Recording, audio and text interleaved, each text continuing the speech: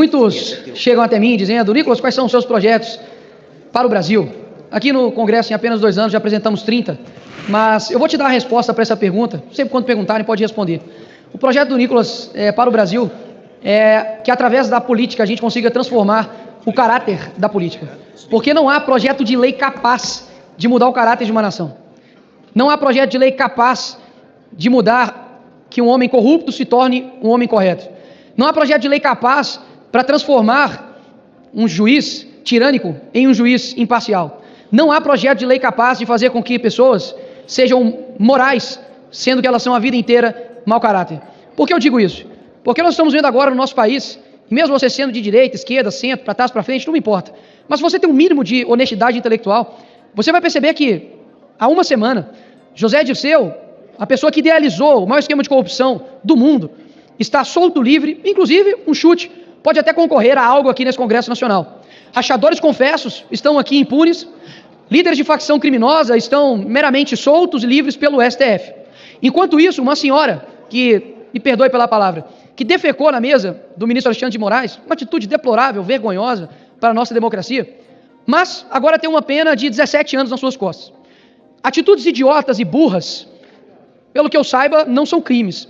Até mesmo deveriam sim cumprir pelo depredação de patrimônio público, dano ao erário, mas burrice não é crime. Até mesmo se fosse, algumas pessoas aqui no Brasil iriam pegar prisão perpétua.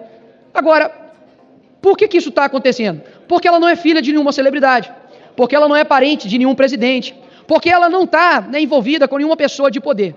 Porque ela, sim, é uma pessoa que estava lá e cometeu diversos crimes de menor potencial ofensivo, até mesmo porque era um crime impossível.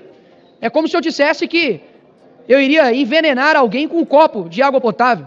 É como dizer que aquelas pessoas que estavam aqui iriam dar um golpe de Estado. Faça aí uma breve pesquisa no que é golpe de Estado em toda a humanidade, você verá que é bem diferente do que aconteceu aqui no fatídico dia terrível do 8 de janeiro. E por que eu estou dizendo isso? Porque enquanto nós estamos aqui, enquanto eu vejo a minha filha, enquanto eu saio para poder me alimentar, poder trabalhar, ainda há pessoas que estão sofrendo por conta de uma perseguição judicial. Eu sei que tudo que eu vou falar aqui, talvez para alguns, não vai ser capaz de sensibilizar um coração tão de pedra. Afinal de contas, existem pessoas aqui que não podem dar um passo para trás, porque já estão num lamaçal tão grande ideológico que jamais concordariam comigo. Mas eu já ouvi aqui nessas sessões, por exemplo, pessoas vangloriando, por exemplo, Marighella, ou até mesmo Che Guevara, ou Stalin, ou qualquer outra figura que seja da história, com uma falácia de luta por direitos humanos, ou luta por pessoas que estão em situação de vulnerabilidade. Existem pessoas hoje, repito, existem pessoas hoje que estão na cadeia injustamente, com penas desproporcionais, que nem mesmo corruptos nessa nação pegaram, e que nenhum deles usam tornozeleira eletrônica, estão sendo privados de ter contato com suas famílias e seus filhos, porque eles estavam usando verde e amarelo. Eu sei que a esquerda, de fato, tem como Bolsonaro um símbolo de ódio, um símbolo que eles detestam, e que vão fazer de tudo para poder massacrá-lo, assim como o ministro Alexandre de Moraes faz, através dessas pessoas que estão basicamente sendo ali um revanchismo jurídico. Mas o que eu estou querendo dizer aqui não é para poder falar, nossa, por favor, sensibilizem seu coração, porque eu sei que essa galera não tem sensibilidade alguma. Afinal, se tivesse, jamais, por exemplo, ostentariam a foice e o martelo que matou milhões de cristãos, inclusive. O que eu estou querendo dizer aqui é voltado para a direita. É para voltar para nós que fomos eleitos aqui nessa casa, para que a gente, honre os votos que nós tivemos. Quando você pega, por exemplo, a presidência, aqui a eleição da presidência dessa casa, que já coloca com uma imoralidade gigantesca, colocar em jogo a vida das pessoas, anistia do dia 8, mas enfim, é uma imoralidade gigantesca já fazer isso. Agora, não tenho nada contra os candidatos, inclusive já conversei, vários respeitosos. O que eu quero dizer é que as pessoas na rua direita, elas não chegam até nós e falam assim, vai lá, conquiste uma vaga no tal lugar, vai lá, conquiste uma cadeira no lugar tal. Não, o que eu escuto é, estou orando por você, não desista. Nós estamos perdendo uma essência que vai fazer com que as pessoas também percam a sua essência, porque nós somos um reflexo do que as pessoas sentem. Alguns querem argumentar, mas Bolsonaro estava aqui sozinho, e por isso ele era truculento, mas ele, da forma truculenta e sozinho, chegou à presidência da República. Hoje, nós basicamente estamos vivendo pela caridade dos nossos inimigos. Não é essa algo que eu acredito, e eu falo isso aqui porque eu acredito que você também, deputado de direita, também não acredita nisso. Você tem uma essência dentro de você, ainda dentro de você, de falar, caramba, como deveria ser, ir para cima sempre. como deveria ser realmente lutar e não arredar o pé. Porque uma coisa tem que bater palma para alguns, por exemplo, do PT. Faça sol, faça chuva, eles estão aqui defendendo e sendo coerentes com aquilo que eles concordam. E mesmo que passe os anos e percam, eu acredito que a vida nem tudo é sobre resultados. Eu acredito que a sua disposição em mostrar por aquilo que você está defendendo diz muito sobre você. Dificilmente o grito de uma criança no estádio vai fazer com que o time vença. Mas quando o jogador vê aquele torcedor, mesmo que pequeno, mesmo que uma criança, lutando, sabe, se erguendo por algo que é correto, aquilo dali muda tudo. Porque eu acredito que todos nós fomos chamados para um tempo. Eu não tenho dúvidas que eu fui chamado para esse tempo. E não é uma exclusividade minha, é de todos nós. Afinal de contas, a gente poderia ter nascido em qualquer época dessa humanidade. Mas nós somos chamados para esse tempo. E o que eu não quero é me arrepender de ter ouvido a minha essência dentro de mim, dos votos da minha família, dos meus amigos, das pessoas que me param na rua, porque simplesmente alguém me disse que é preciso fazer uma coalizão. Coalizão de verdade, em alguns momentos é necessário. Mas eu acho que a gente precisa se encarar em diversos momentos aqui nessa casa, com coragem, porque eu acredito que nós vamos semear durante muito tempo, para que alguns colham, e mesmo que não dê resultados, a vida não é feita somente de resultados. João Batista, ele não colheu nenhum resultado terreno, pelo contrário, sua cabeça foi decepada, era um louco que falava no deserto, comia gafanhoto com mel. Só que hoje eu estou falando, depois de 2000 anos aqui dele, não estou falando de nenhum outro, que na época falou, pega leve, tem que ser mais equilibrado, tem que dialogar. Eu estou fazendo aqui praticamente quase que um clamor, que a direita volte à sua essência combativa, porque as pessoas estão desanimadas, cansadas e querem uma resposta. Eu não sei até quanto tempo eu vou ficar aqui nessa terra, mas pode ter certeza que jamais poderão me acusar de que ele não cumpriu e não perseguiu aquilo que ele acreditava até a morte. Se vi espaço, em parabelo. Se quer espaço, prepare-se para a guerra. Essa é a minha ideia para esse Brasil. Obrigado, presidente. O deputado mais amado do Brasil detonou Marina Silva, falando que ela é ministra da Finlândia ou da Noruega. Vocês não podem perder esse vídeo que está sensacional. E vamos reagir a mais um vídeo. Ferreira. Boa tarde, presidente. Da maneira como a ministra Marina Silva fala, parece que ela é ministra do meio ambiente da Finlândia, da Noruega, porque é inacreditável. A gente tem quase que te agradecer por tudo que você fez, e caso a gente não faça isso, a culpa é nossa, né? E só falta falar que a culpa é do Bolsonaro. Admirável o seu bom senso agora, né? Porque até pouco tempo a culpa era do presidente Bolsonaro e ponto final. Inclusive, tuitou, né, dizendo que, olha, o Pantanal está em chamas, mas a postura inescrupulosa do presidente é dizer que são críticas desproporcionais. Criminosamente desproporcional é as faltas das medidas do governo para enfrentar o tamanho do problema da destruição dos biomas brasileiros. Quem diria que você mesmo iria se contradizer e poderia ser usada contra você mesmo? Afinal de contas, são quase 22 mil queimadas, e é a pior em 26 anos. E aí praticamente agora a culpa é de quem? A culpa é da condição climática. A culpa é das pessoas que estão colocando fogo, mas não é do teu governo. Governo que, inclusive, o secretário de governo, Mário Sarubo, disse que a culpa é do agro. Governo seu, do teu presidente, que diz que o agro é fascista, é mau caráter. Agro que está aqui hoje, ó, do Rio Grande do Sul, que o Paulo Pimenta, incompetente, não fez nada, não enviou nenhum recurso, enfim. É um governo de fato de incompetentes. Agora, você vem me dizer que a gente tem que agradecer, você tem que agradecer ao Lula por estar aí. Qual Lula você está agradecendo? O Lula que até pouco tempo você chamou de corrupto?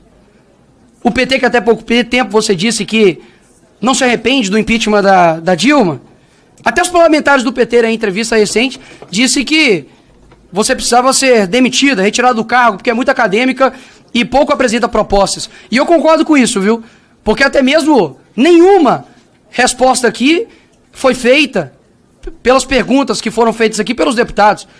E eu não vou fazer nenhuma pergunta, não. Até mesmo que eu não vou ouvir nenhuma cura para insônia aqui, não. O último que fez a mesma fala veludada aqui com a senhora foi o ministro dos Direitos Humanos, que depois de pouco tempo está pego agora com acusação de assédio sexual, que inclusive a senhora ficou bastante calada com relação a isso.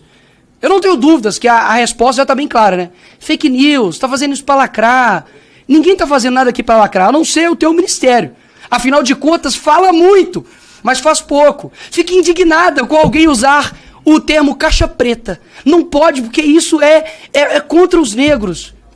Ministra, que papinho é esse? A ministra do passado, eu poderia dizer que era diferente da de agora, mas é a mesma. É a mesma pessoa incompetente e incoerente.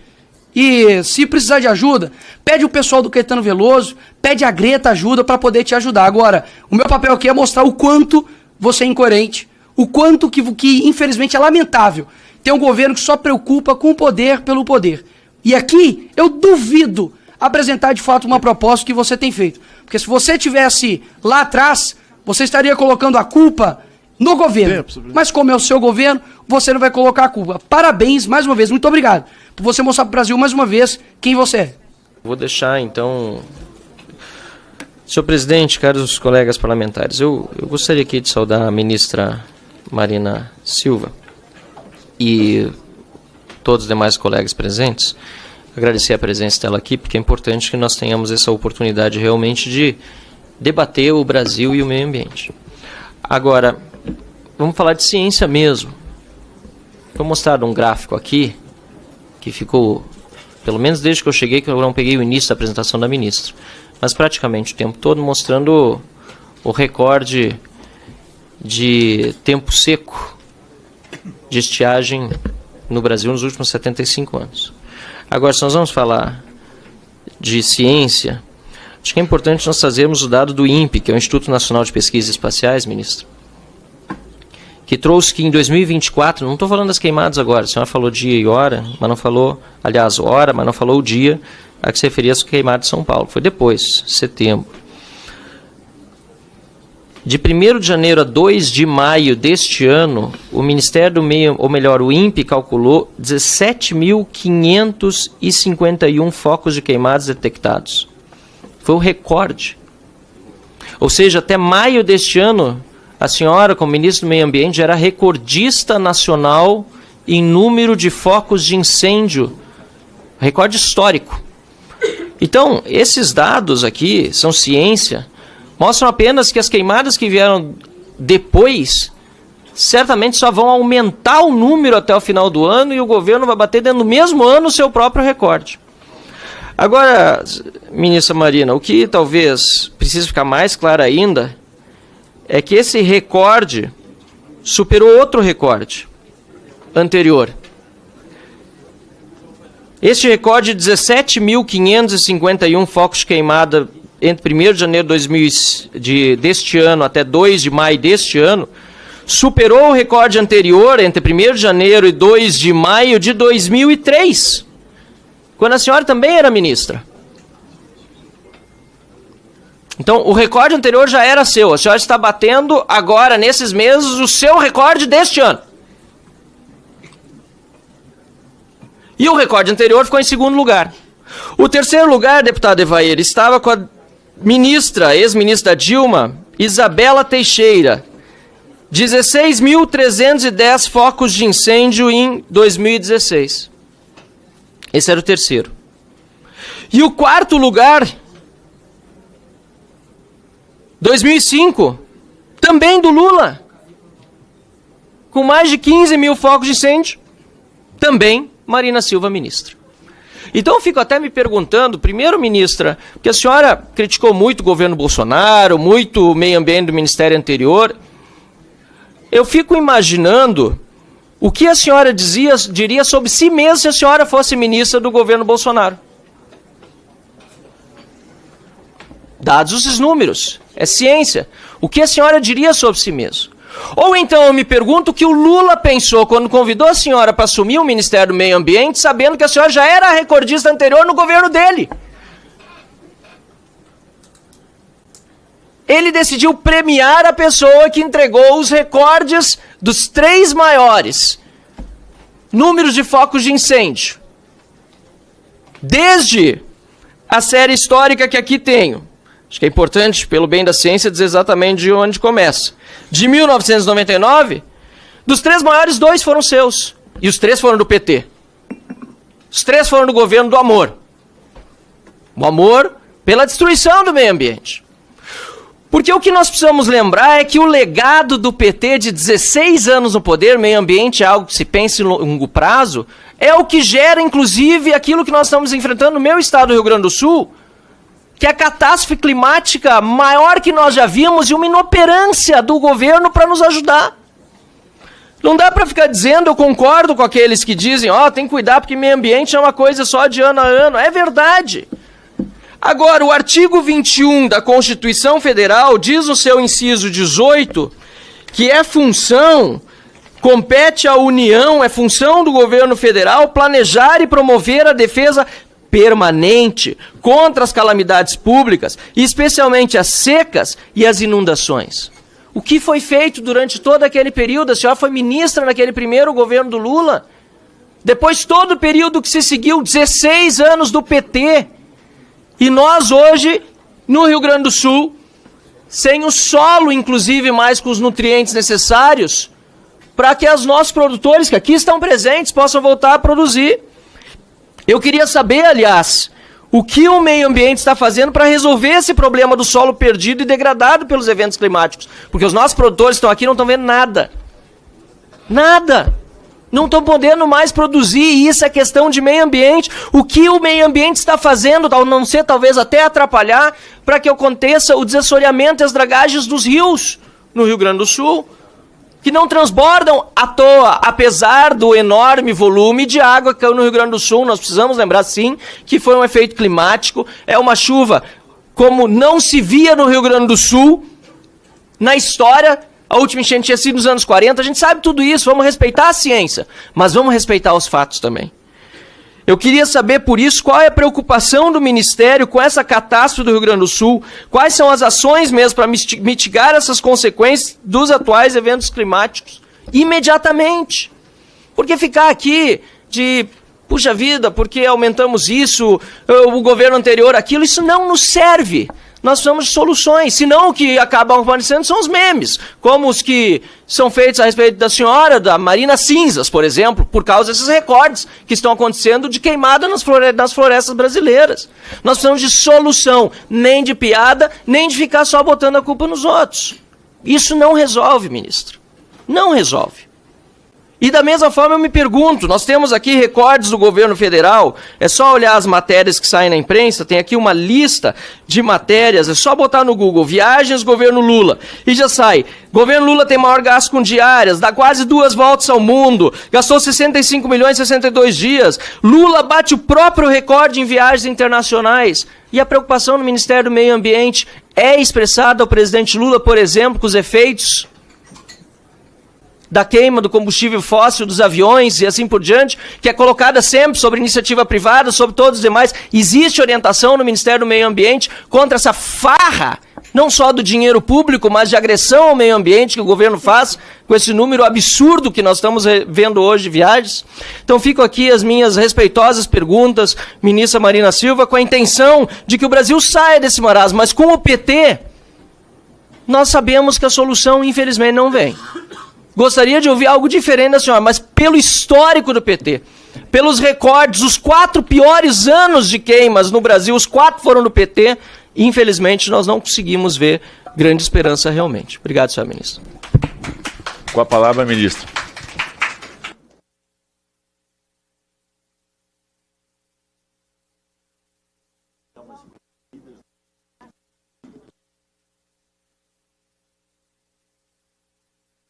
Os líderes são individuais, não é isso? Obrigada. Eu fiquei ouvindo Vossa Excelência e eu, sinceramente, eu tenho uma relação de muita afetividade com o Estado do Rio Grande do Sul. Em função de uma série de amigos que tenho lá, inclusive o ministro Tasso Genro, mas também pelo fato de que o Plácido de Castro era gaúcho. E vendo o sofrimento do povo do Rio Grande do Sul, e eu tive a oportunidade de ir lá algumas vezes, a imprensa sempre me perguntava, ministro, o que a senhora sente depois de ter ficado uma vida toda lutando pelo meio ambiente, e isso é desde pequenininha, sofrendo as piores críticas por defender o meio ambiente, vendo o que está acontecendo agora, em 3 dimensões na sua frente. E eu respondi, a primeira coisa que eu vou fazer é não ficar repetindo como aquelas pessoas rancorosas que dizem, eu te disse, bem que eu disse.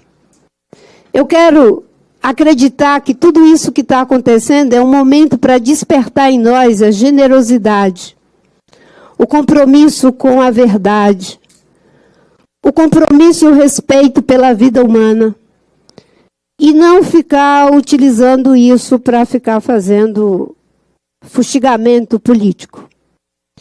E foi assim que eu fui várias vezes para o estado do Rio Grande do Sul. E conversei com alguns pesquisadores, cientistas. E um deles me disse, ministra, a senhora sabe por que aqui no Rio Grande do Sul foi tudo tão avassalador? Primeiro porque não houve manutenção do sistema de bombeamento. Isso poderia, no caso de Porto Alegre, ter ajudado muito. No Vale do Taquari, não. Ali é uma situação muito difícil. Não é? Teve um município que praticamente ficou 100% alagado. Fico imaginando o que poderia ser feito para evitar uma coisa daquela. Obviamente que sempre vai ter alguém para dizer que eu poderia ter feito alguma coisa. Mas eu confesso que, além de rezar para que isso não acontecesse naquele município que ficou praticamente 100% alagado, né, não vejo que a ciência, a não ser se tivéssemos feito bem há 32 anos, 40 anos atrás, quando saiu o relatório Nosso Futuro Comum. Uma das coisas, o sistema de bombeamento. A outra coisa, a manutenção das comportas, para poder reter a água, não deixar a água invadir. E esse foi mais um vídeo aqui do JV Notícias. Espero que vocês gostaram. Gente, não esquece de deixar aquele comentário, de se inscrever no canal, deixar o seu like. E muito obrigado pela tua presença e até o próximo vídeo.